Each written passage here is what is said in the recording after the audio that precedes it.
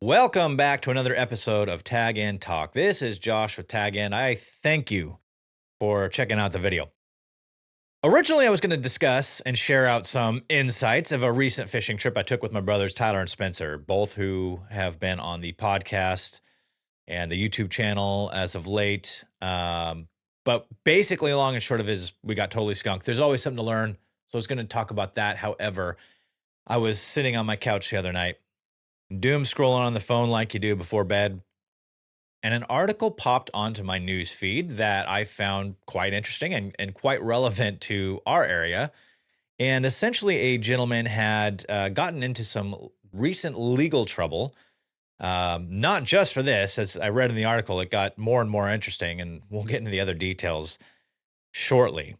But basically, he had been caught on film transplanting smallmouth bass into a Wyoming fishery where bass are not native and I'm assumed didn't previously exist. Now, people do this for all sorts of reasons, and in this article, I was introduced to a new term for this that I had never heard and that I totally love, which I'm sure many of you are quite familiar with: bucket biology.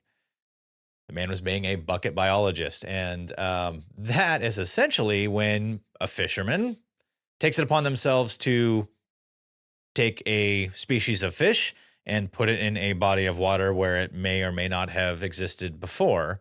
At least in Oregon, it's usually illegal under most circumstances to even transport live fish out of a public body of water. And putting it in another one obviously has consequences and ramifications. And so if you don't know exactly what that's going to do to the water, that's a hell of a decision to make. One that impacts everybody that might use that body of water. So again, the drivers behind this are, it's nice to know what people are thinking. Intentions might be perfectly good, if not perhaps a little ignorant at times. But here in the Northwest, we obviously have world-class salmon and steelhead fisheries, and we are not only proud of them, but we're quite protective of them. So this article was quite interesting to me as a lover of bass fishing. I'd like to call myself an avid bass fisherman, but compared to others, sometimes that feels like a bit of a stretch. And I've often thought about this because I want our bass fisheries to do well here in Oregon and the Northwest. And many of them are quite strong, actually, particularly up in Washington, as I learn more and more about that area. But they're not native to this area. They're not native to many areas of the country, although many areas, this is exactly where they're from. But they almost indisputably have an impact on the salmon and steelhead and frankly, other species in their health, their numbers. And so generally speaking, just about everybody I fish with in this area looks down on that kind of behavior. I haven't spoken with a single person out there fishing that thought that was a great thing to do and justifiable. So I dove into this article just to learn more. Now, again, it just starts with this recent sentencing of this gentleman, who apparently has also had some other issues with wildlife violations and other violations, and even was running a nonprofit teaching kids how to fish. So a lot of mixed feelings on this, but essentially, and I'm not trying to trash on this specific person. First of all, let's just get that out of the way. I know that there are a lot of folks that, again, have just fine intentions. They don't really understand what they're doing with this. Reading into this person's legal history, it becomes more difficult to give them the benefit of the doubt in this case. But anyway, this is an article on K2 Radio, Wyoming's AM 1030 radio station. Long live AM. But basically, in December of 24, so just about a little over a month ago now, this gentleman, Angel Smith Torres, again, not trying to really just pile on this person, but, we're talking about an individual. There is a criminal record now. This person was sentenced for the most recent of multiple wildlife violations stemming from a 2022 case in which he was found guilty after illegally transporting and releasing live fish in Wyoming and causing significant damage to several Wyoming waters in recent years. So in 22, this person, basically they started investigating an illegal stocking case of smallmouth into Cheyenne's Sloan Lake. And the investigator found a self-recorded video of Smith Torres releasing smallmouth into this lake. He was charged with illegal transportation of live fish and releasing live fish without authorization. In 2023, so this happened in this particular activity was done in 22, and in 23 he pled guilty to each charge, received some fines, 1 year unsupervised probation, a 30-day suspended jail sentence. Now here's the interesting thing, and that all sucks, you know, the whole thing sucks. He was also had his hunting and fishing license privileges suspended for 10 years. And Wyoming and 49 other states, so pretty much all of our states in the country, have an interstate wildlife violator compact. And basically, if you lose your privileges in one of these states, in most of our states, you lose them in all others. 10 years. I don't know about you all. $1,000 in fine sucks. 30 days in jail really sucks. Probation sucks. 10 years without a hunting and fishing license would radically alter my lifestyle. That would be brutal. That would be brutal.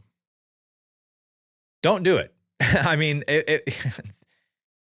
we'll get to that in a minute. All right. So a week later, a member of the public. Okay. Let me back up a little bit here. Doing some research of my own into this, I came across an article, also in Wyoming, about the Catch and Clean initiative, which was run. Apparently, there's a nonprofit. This Catch and Clean initiative was under the umbrella of a not-for-profit organization, Teach Kids to Fish. And this was run by Smith Torres. And basically, once a month, he would invite kids to come out. They'd pick up trash around the lakes. He would teach them how to fish. Wore Pikachu costumes for whatever reason, I guess to keep it fun. Again, kids, if you're teaching kids to fish, sure, maybe that helps. Had a glowing article written about him in a local newspaper and this organization at any rate. So you read this, and of course, you're like, oh, great. You know, teaching kids to fish, that's awesome. Cleaning up the lakes, that's awesome. And then you see all of the other activities this gentleman had done. So he gets charged in, well, what was it? It was 23 that he pled guilty, January 4th of 2023. A week later, a member of the public called the Stop Poaching hotline to report that Smith Torres was ice fishing at Sloan's Lake the previous weekend. 1 week later, they saw him the previous weekend. So right around the time he was guilty, he's out there fishing, and obviously he's not supposed to be fishing or hunting for 10 years. Took him 1 week. He's back out there. Social media posts showed him holding a fishing rod and a small perch. You know, first of all, don't do this stuff to begin with. I know, you know, I get the arguments. If you have a private pond, I understand how you feel. You might feel like you should be able to do whatever you want on your property. That's great. If you're taking it from public waters and putting it on private land, I mean, I think that's something to be debated. Generally speaking, if you don't know what you're doing, you're having the potential, at least. I don't want to speak in, you know, I want to qualify everything here because there's always fringe cases and nuance. I understand that. You're highly likely to disrupt the ecology in your area. I mean, you're introducing a top predator, if it's bass, and now you're going to have them eating smelts for fish species that we really want to thrive and grow, particularly in the Northwest. I mentioned salmon, I mentioned steelhead. But even they're fighting over other foods. You can throw the algae out of whack, all sorts of stuff that can have ripple effects and long-term consequences you might not be aware of, right? I mean, benefit of the doubt, just maybe being ignorant about the possibilities of doing this stuff. So it's just not good in general. Maybe I digress a little bit, although that is the point. But if you're going to do something like this, man, actually, you know what? Get it on film and put it on social media. That's exactly what you should do. Get good footage of you doing this illegal stuff. Throw it out there online. Recent social media posts showed Smith Torres holding a fishing rod and a small perch 1 week after he just got his license taken away. All right. So later on in 2023, a 6-charge affidavit and 1 charge for violating probation conditions triggered the county circuit court to issue 2 arrest warrants for Smith Torres. More wildlife stuff. He was arrested after getting stopped for a traffic violation by the Wyoming Highway Patrol. So December 2024 plea agreement. This added an additional 9-year suspension of his hunting and fishing license, 1-year probation, and a suspended jail sentence for fishing without a license and taking wildlife under suspension charges. It's really hard to give people credit for trying to do something great like a nonprofit teaching kids how to fish, cleaning up local bodies of water from trash. Specifically, he was going around picking up garbage, which we all should do as we can.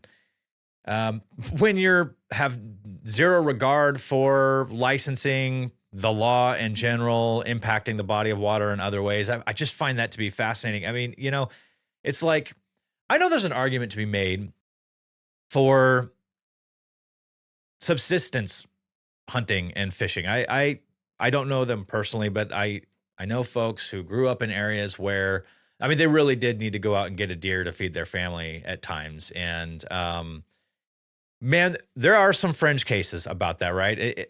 That is a different conversation that can be debated and discussed. But when you, I mean, we have these laws in place, and we have so much technology these days. I mean, if we wanted to, if the goal is just catching as many fish as you possibly wanted to, and there were no rules around how we do that, we would just slaughter these species. This is a sport, you know. Again, setting aside some fringe cases with some maybe destitute families that really do actually need to live off the land in a different way. We're here to make this fun and challenging. We are imposing challenges upon ourselves and embracing the idea of the concept of fair chase. And I mean, again, it's a sport. It's a contest between us and the fish or the deer or the elk. If it just gets to a point for you where it is all about the success, the catch, the kill, man, you're doing it probably a little wrong. Again, assuming you can go to the grocery store and buy your food, part of this is to challenge ourselves and to push ourselves, and just disregarding the rules we've set through laws and other guidelines that we all agree to as sportsmen. You're losing the thread. You're losing the point here a little bit, and you're impacting everybody else's enjoyment of that body of water. Unfortunately, we live in a society. We do have to consider others to some degree. It's not always fun, but keep that in mind, you know? So anyway, this was just really fascinating to me because it wasn't just introducing smallmouth to a body of water where they shouldn't have been introduced. You know, it's you layer on the nonprofit, the teaching kids, I mean, good articles, and then you go back, and this has been going on for years, and he's got 20 years suspension. Again, not to keep trashing. I'm not trying to trash on a specific person. We all make mistakes, but at some point when you make the same mistake over and over and over, I mean, I don't know about you all, but I start to lose sympathy for those kind of decisions. So going back to the local area, it's a fine line to walk. Now, there are bass in our waters. There are sometimes initiatives and attempts around here to control those populations through catch and keep, if you will, catch and kill, essentially. That's tough for me. I don't eat fish anyway.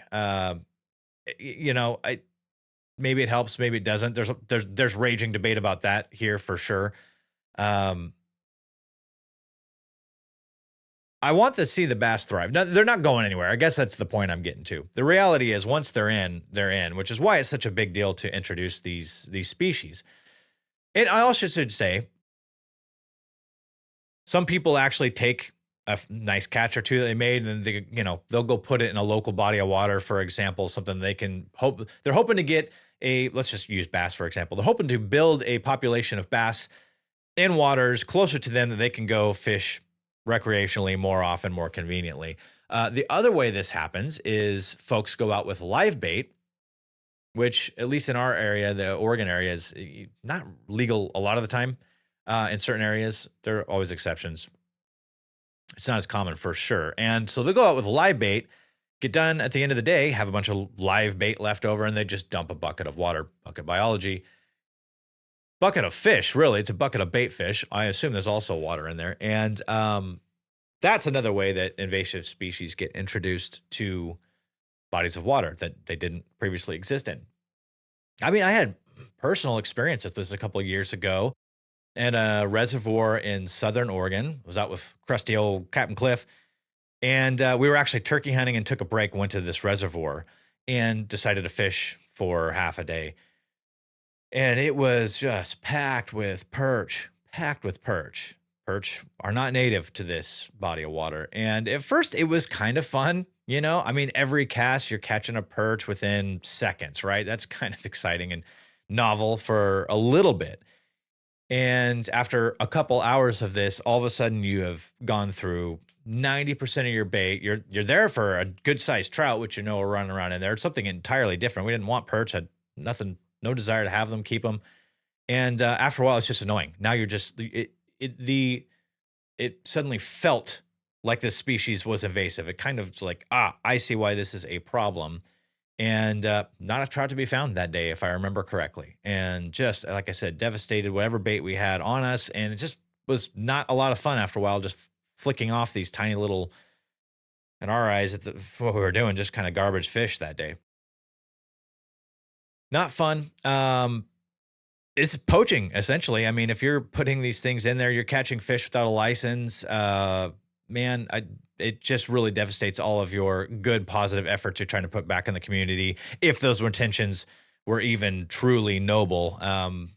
It's debatable when you look at the record leading up to that. So, once again, you could have a debate on whether or not you're doing something good. I actually tried to look up the counter arguments for why bucket biology might be. What's the steelman argument against that? I mean, this is something that locally is so ubiquitously disavowed that I hadn't really even heard anybody be like, "Oh yeah, this is a great thing." I was like, why do people do this? Why do they think it's a good thing? And again, other parts of the country probably have a totally different culture, totally different fisheries. I know they have different fisheries. I know they have a different culture, actually, not probably at all. Improved recreational fishing opportunities. That's the big one. Obviously, yes, they think that they're going to all of a sudden have this nice bass fishery in their backyard, for example. Maybe not literally in their backyard, sometimes maybe literally. Economic benefits, stocking fish in new areas. Maybe there's an argument that it can boost local economies by attracting anglers. Yikes. I think that is a pretty tough one to get behind as an argument for bucket biology. Again, I am around a lot of guides, and I know that in the Northwest, they're often talking about the devastation to their primary forage, which is salmon and steelhead. And these invasive species are really hurting those runs. And so they're actually having to consider changing up their programs entirely, focusing more on warm water, whatever that might be. Sure, maybe you can be like, hey, whatever, adapt. Okay, fine. But I don't know that that's economically an improvement necessarily, I think is my point. Filling a perceived ecological void. I mean, thinking no, you know better than nature's kind of bold. Cultural practices and tradition. Again, I get that. But we learn, we know more. I think there's a lot of unintended consequences that come from this decision. So if you really don't know I mean, again, even bass, for example, being introduced, and I love bass, right? I'm not trashing bass, but they're a top predator. They're going to have an impact on the ecology around them. You introduce these bass, they are fighting for forage with some other species. Again, the algae, these can impact even other animals' food. Maybe they're do something to the water, it devastates a frog population or something like that. And now birds nearby are having less food that they relied on in that area. You don't know the butterfly effect of this kind of stuff. Nature's complex, and who are we to who are we to get involved with that, I suppose. Perceived ineffectiveness of government agencies. All right, fair enough. Still, just to take it upon yourself, though, I think that's a bit bold. Desire for a particular species. Yep, I get that. I get that. Again, justifiable for that? Probably not. Interesting stuff. We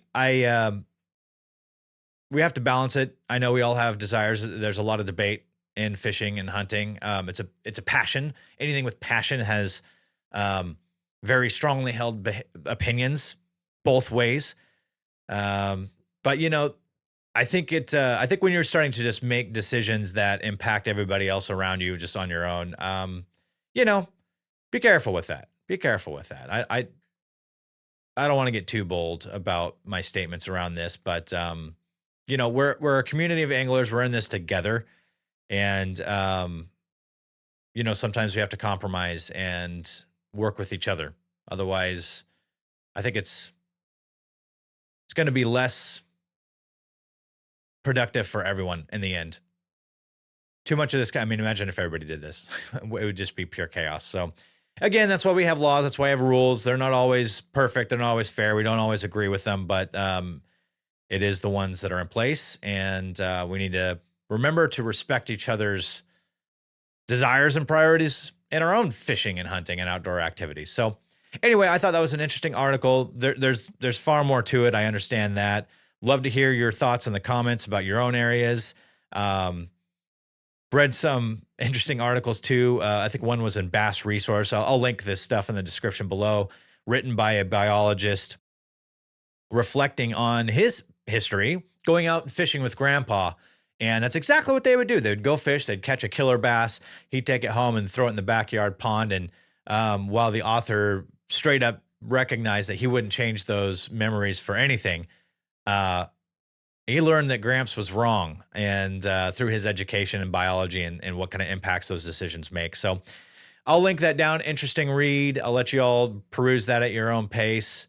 But just remember, we're all in this together. We're all looking to have fun and make good decisions out there, folks. And if you choose to make bad decisions, get footage of it and put it on social media for everybody else to see. All right? Thank you for listening to another episode of Tag and Talk. If you enjoyed it, please consider subscribing, liking, sharing, doing all the fun things to support the channel, to support the podcast. We really appreciate it. Quick plug for Tag and Tackle. If you are looking for the baits that work in a streamlined, straightforward, focused way, check out tagandtackle.com. Everything on the site is at least 10% off MSRP.